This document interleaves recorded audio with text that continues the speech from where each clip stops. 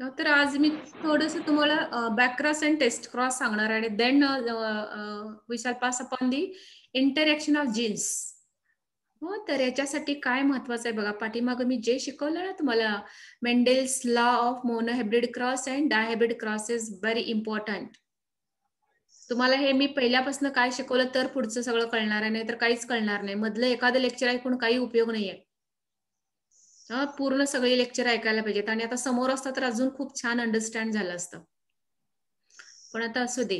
तर परत एकदा मी सांगते, मेंडेल काय म्हणत होता की for a character required pair of jeans.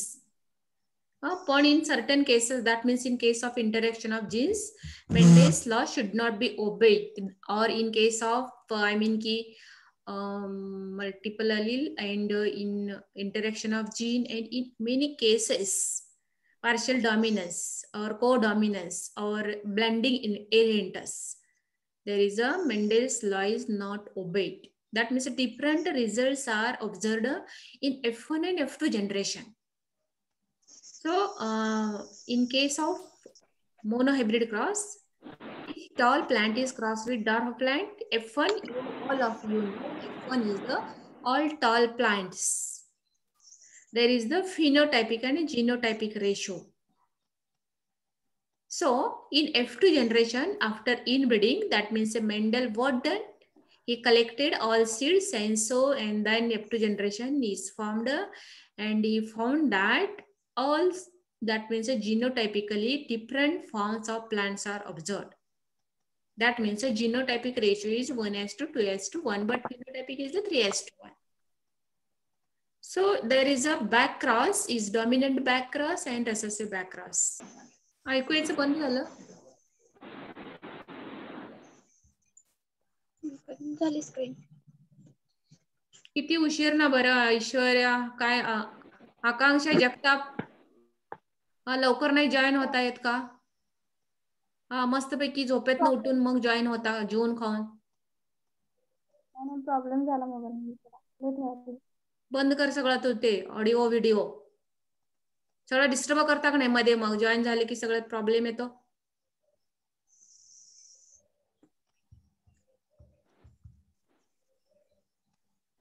So what happened in case of recessive and dominant back cross? Just you should remember back cross is test cross. So what happened in case of back cross? F1 generation is crossed with one of the parent. बघा मी काय सांगते, back cross means F1 is crossed one of the parent. It may be crossed with recessive parent or maybe dominant parent. And the back cross is called as a test cross. Why? Because if F1 is crossed with the recessive parent, then it is test cross. So in case of recessive back cross, there is a 50-50% result. That means a 1:1. Whereas in case of dominant back cross, there is 100% result. One is capital T and small t, and another one is the कोण आहे जगताप अक्षा काय आकांक्षा बंद कर बरं, समजत नाही काय तर अटेंडच करत जाऊ नका lecture.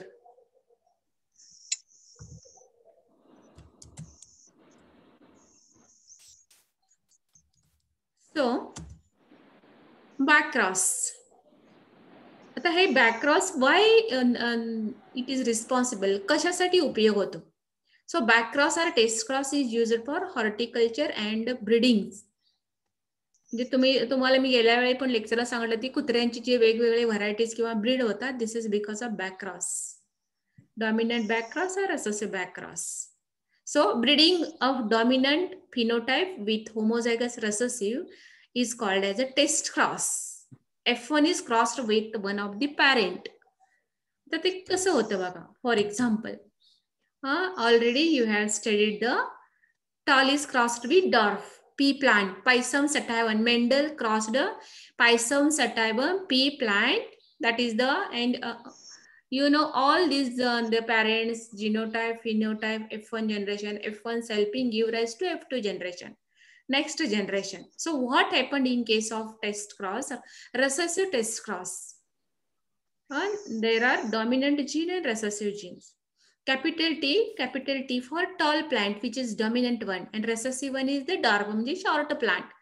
For that, small t. So it's a F1 generation cross between that give rise to all tall plants, but they are heterozygous. Heterozygous means one is the dominant gene, capital T, cursor baka, and another one is the small t. That is called as the first filial generation, F1 generation. These all are hybrid, not homozygous. They are heterozygous, not fewer one. So selfing, inbreeding of that give rise to, if tall is crossed with dwarf, that is called as a back cross. बघा, tall कुठला घेतलाय मी इकडे cursor बघा.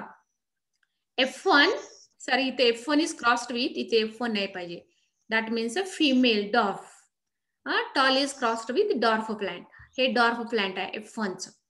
So capital T, small T, small T, small T. आणि तुम्हाला आता gamete पडायचं चांगलं माहित झालेलं आहे. याचे किती गॅमेट पडणार आहे? 2 gametes are capital T, small T, and this is the homozygous, only small t. So capital T cross with small t give rise to capital T, small t, and small t cross with small t give rise to small t, small t. So result is the 1:1. That means 50% tall and 50% dwarf one. That is called as a recessive backcross. So next one is the dominant backcross. What happened in case of dominant backcross? F1 generation, हे बघा आहे तसंच example ठेवले मी. F1 is crossed with dominant parent. That means to the tall. And you know tall is crossed with tall. One tall is the heterozygous one. That means the impure one. One having capital T, another having small t. And another one is the capital T, capital T. So here 2 gametes and here 1 gamete. It gives rise to 100% tall. Out of this 100%, one is the heterozygous. Why? It contains capital T in small t, capital T in small. That's why 100% tall pair. मग याचा एका मार्काला जर विचारलं तर recessive backcross चा result 1:1, 50:50, and backcross of dominant चं काय होणार आहे? 100% tall plant. तेच मगाचंच आहे ते मी प्युअर टॉल आणि डॉर्फ घेऊन कसं केलेलं हे नेटवरच घेतलेलं आहे. हायब्रिड टॉल आहे, हे तुम्हाला पटकन समजू शकेल. आता या दोन्हीतला फरक मी परत एकत्र ठेवलेला आहे. टी हा आहे इकडचा आहे ते 100% रिझल्ट आहे. That is the dominant back cross किंवा टेस्ट क्रॉस, आणि हा recessive test cross. So what happened in case of F1 hybrid, capital T small t, capital T small t? It give rise to all tall plants. Why? Because there is a F1 generation hybrid but tall one and homozygous parent one. Both are dominant character. And as Mendel say, recessive characters is hidden because of this dominant character. In case of this recessive, 50% tall plant and 50% dwarf plant, that means a 1:1 result. Very simple one. हे तसंच दुसरं एखादं example तुम्हाला हवं असेल तर, yellow plant is crossed with green seed. That means P plant. मी गेल्या आधी पण सांगितलं होतं की yellow colour is dominant over green colour. So for yellow colour capital Y is letter, for green colour small y is there. F1 generation gives rise to capital Y, small y, means all yellow colored seeds. And after back cross F1, this F1 is crossed with recessive. That means a green plant. It gives rise to 1:1 ratio. That means one is the homozygous green plant and another is the heterozygous yellow plant. That is the 50% yellow P plant, P or P seeds, and 50% green seeds. This is the recessive backcross. हेच जर आपण डॉमिनंट्स केलं तर आता तुम्हाला तोंडी पण example सोडवता यायला पाहिजे, एवढं पाठ व्हायला पाहिजे जेनेटिक्स, आणि गणितासारखे मार्क पडतात त्याच्यामध्ये. याच्याशी केला तर काय होणार आहे? Capital Y small y cross with capital Y capital Y, आणि मग जो काही रिझल्ट येणार आहे एक कॅपिटल Y स्मॉल y, दुसरा पण कॅपिटल Y स्मॉल y. म्हणजे इथं काय होणार आहे? Dominant backcross 100% seeds are of yellow colour. That means from that of the dominant parent. आता हे तुम्हाला समजावं म्हणून मी टाकलेलं. व्हॉट इज द बॅकक्रॉस किंवा test cross? So unknown genotype crossed with known homozygous recessive genotype. कुत्र्यांची जी ब्रीडिंग करतात की नाही, किंवा कुठल्या पण अॅनिमलची ब्रीडिंग करतात किंवा हॉर्टिकल्चर मध्ये हे टेक्निक्स वापरतात. F1 crossed with parent one, that is called as a back cross. आणि मग नवीन व्हरायटी तयार होऊ शकते. तसंच आता डॉमिनंट बॅक क्रॉस हा झाला की मोनोहायब्रिड क्रॉसचा. आता dihybrid back cross. Dihybrid means Mendel considered two contrasting characters, that means yellow round and green sickle. Green wrinkled seeds, yellow colored seeds and round seed set is the F1 generation, give rise to all yellow round seeds. So F1, आता मी बाकीचं सगळं दिलं नाही आधीचं, ते तुम्हाला गेल्या वेळी नोट्स पाठवल्यात किंवा मी पीपीटी पाठवले, त्याच्यामध्ये तुम्हाला खूप छान बघायला मिळेल. ती पीपीटी काढून बघा. ह्याच्या आधीचं सगळं एक्झाम्पल मी त्याच्यात सोडवून दिलेलं आहे. आता मी काय घेतलेलं आहे, F1 सेल्फिंग, नंतर F1 नंतर काय होणार आहे बॅकक्रॉस मध्ये, आणि ह्याचे गॅमेट्स कसे पाडायचे ते पण शिकवलंय मी. आता परत एकदा सांगते, इकडे कर्सर बघा. हा कॅपिटल Y घ्यायचा आणि हा capital R, male into female.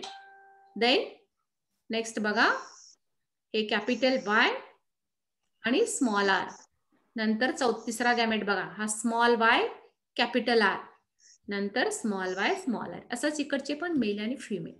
So this is the test crops of dihybrid cross and it give rise to one yellow round seed, one yellow wrinkled seeds, one green round seeds and one green wrinkled seeds.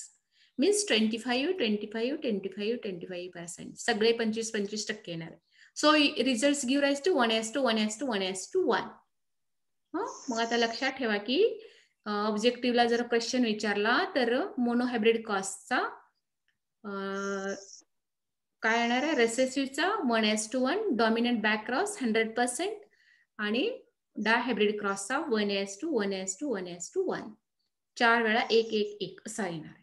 So this is the about back cross. तोच मी आता इथे परत एकदा कुठलं पण example तुम्हाला दिलं, purple is crossed with white किंवा yellow is crossed with wrinkled, तर तुम्ही ते लिहू शकता आणि त्याचा रिझल्ट दिलेला आहे. मोनोहायब्रिडचा 1:1, डायहायब्रिडचा 1:1:1:1. आता डायहायब्रिड रेशो काही तुम्हाला नाही आहे, तर ते 8 वेळा येते 1:1:1:1. सो महत्वाचं आता आहे बघा, जर तुम्हाला मोठे क्वेश्चन आले किंवा जेनेटिक्स एक्झाम्पल्स आहेत तुमच्या जर्नल्स मध्ये, त्याच्यामध्ये मोनोहायब्रिडचे एक्झाम्पल असे ऍटलिस्ट 10 एक्झाम्पल्स घ्यायचे तुम्हाला. मोनोहायब्रिड, डायहायब्रिड आणि इंटरॅक्शन ऑफ जीन्स. आतापर्यंत मेंडेल काय म्हणत होता बघा, according to Mendel each character is, मी काय सांगते लक्ष द्या इकडे. According to Mendel each character is controlled by a pair of factors or genes. You know, genes are nothing but alleles. Alleles are nothing but genes. आता ह्याच्या पुढे अजून एक येणार आहे, a character is controlled by more than a pair of genes. That is called as multiple alleles. म्हणजे ABO blood group system, आपला blood group system किंवा कोट कलन रॅबिट हे पुढे शिकणार आहे. इंटरॅक्शन ऑफ जीनच्या पुढे आहे. किंवा काही जीन्स आहेत ती they called death called as a lethal genes. म्हणून मी सांगते की पहिल्यापासून काय शिकणार आहे ते छान लक्ष देऊन ऐका, काही अवघड नाही जाणार आहे. So according to Mendel each character is controlled by a pair of genes or a pair of factors.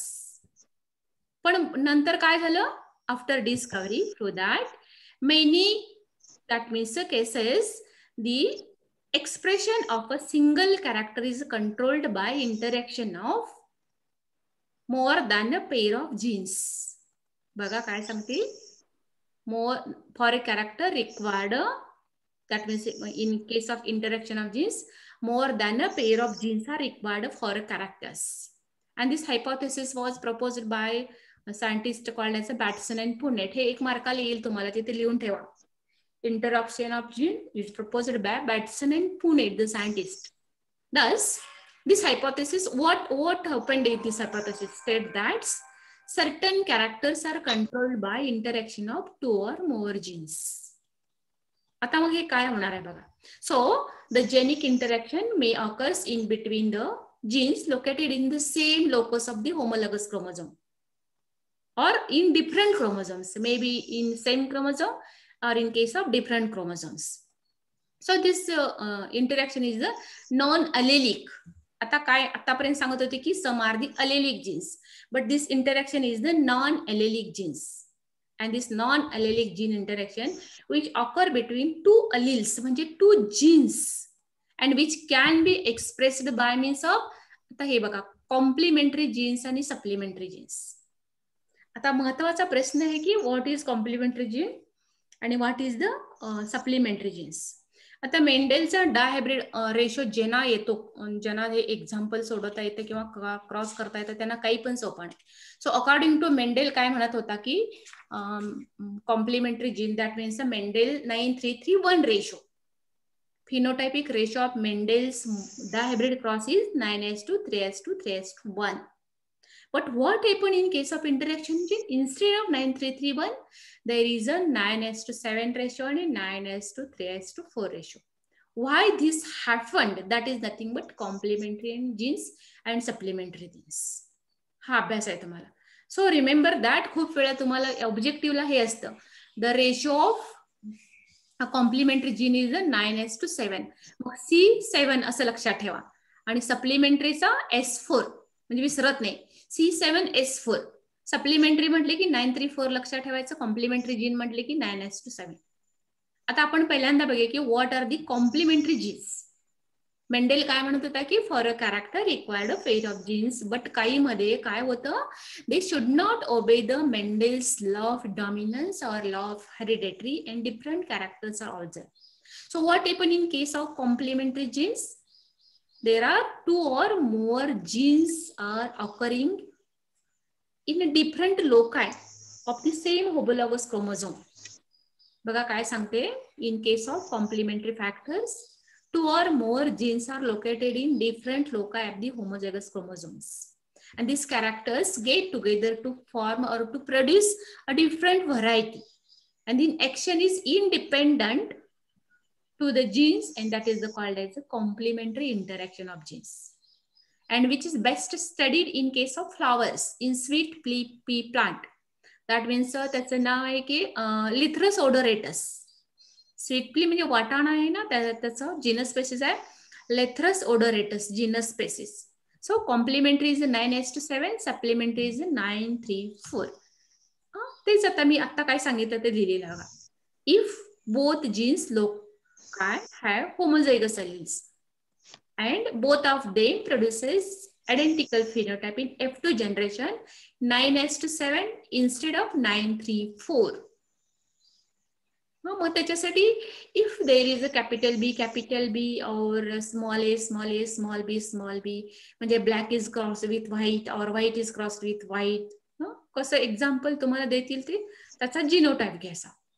So look at this. First we will study the complementary genes which is studied in flower, sweet pea plant, Lythris odoratus. बघा, Lythris odoratus is the pea plant. कोणी अभ्यास केला तर बॅटसन आणि Punnett एवढं बघितलं तर तुम्हाला एक मार्काचे क्वेश्चन खूप सोपे पडतील. So what he done, that means white flower is crossed with white flower. मेंडेलचा जर लॉ ओबे केला तर व्हाईट क्रॉस केल्यानंतर F1 व्हाईट यायला पाहिजे, but instead of that it give rise to F1 generation purple coloured flowers and they are the heterozygous hybrid variety, impure variety. So आता F2 मध्ये 9:3:1 येणार नाही ratio, instead of that 9:7. Why this 9:7? So each and every plant contains an pigment. आता हे ऐकू येते का रे? हा येते मॅडम. हा मॅम. मधनच कट वाला थोडासा एक मिनिट. हे कोण कोण मधनं जॉईन होते ना, त्यामुळे सगळा प्रॉब्लेम आलाय. कोण काय ठेवताय सगळं स्क्रीनला, गुड्डून फिड्डू काही नंतर जॉईन हो जाऊ नका.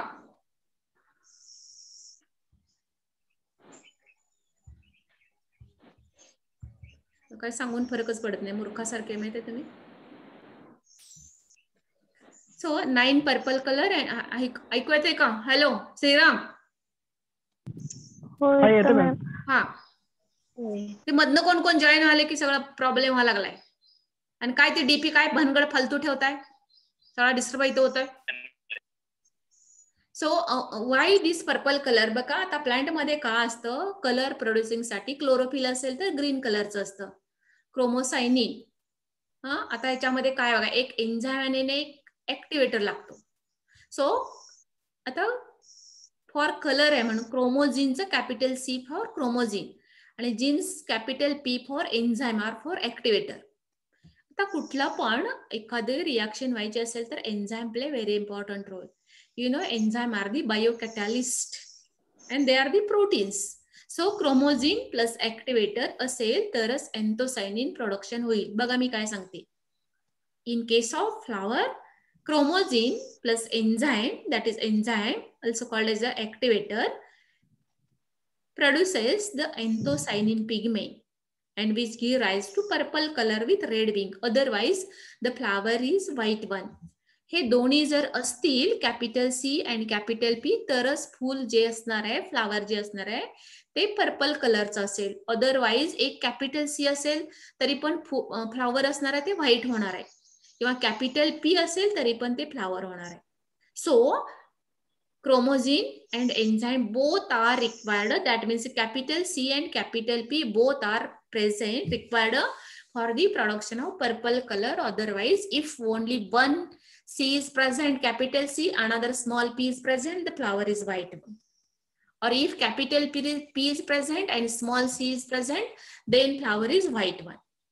दोन्ही पण डॉमिनंट जीन ज्याच्यामध्ये आहे ते फ्लावर फक्त होणार आहे की पर्पल कलर होणार.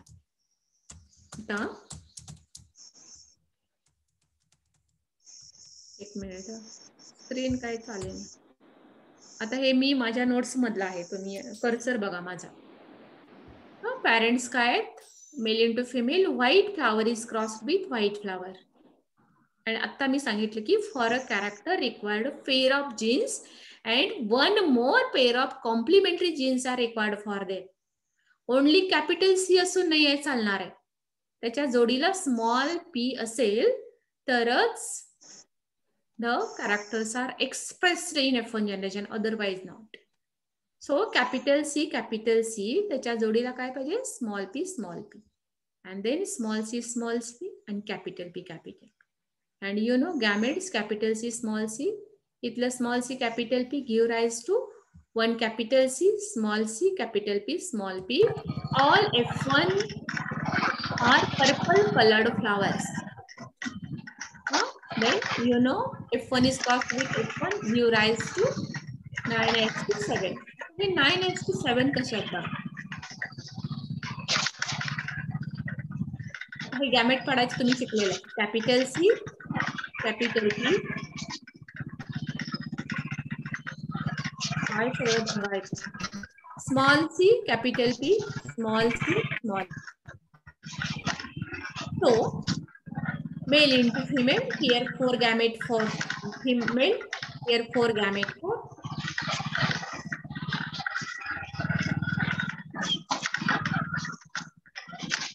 female. So what happened here? हे कोण आहे बरं गुड्डू मूर्खपणा कराले?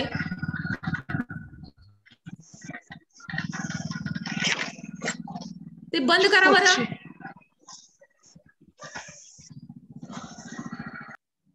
Stupid one. सायकिक आहे का तुम्ही? नाहीतर काय घ्यायचं नडलेलं नाहीये 10 माणसाचं काम मला.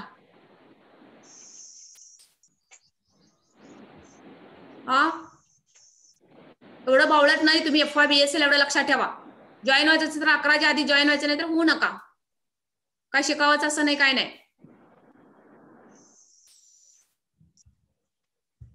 चला बंद करते मी.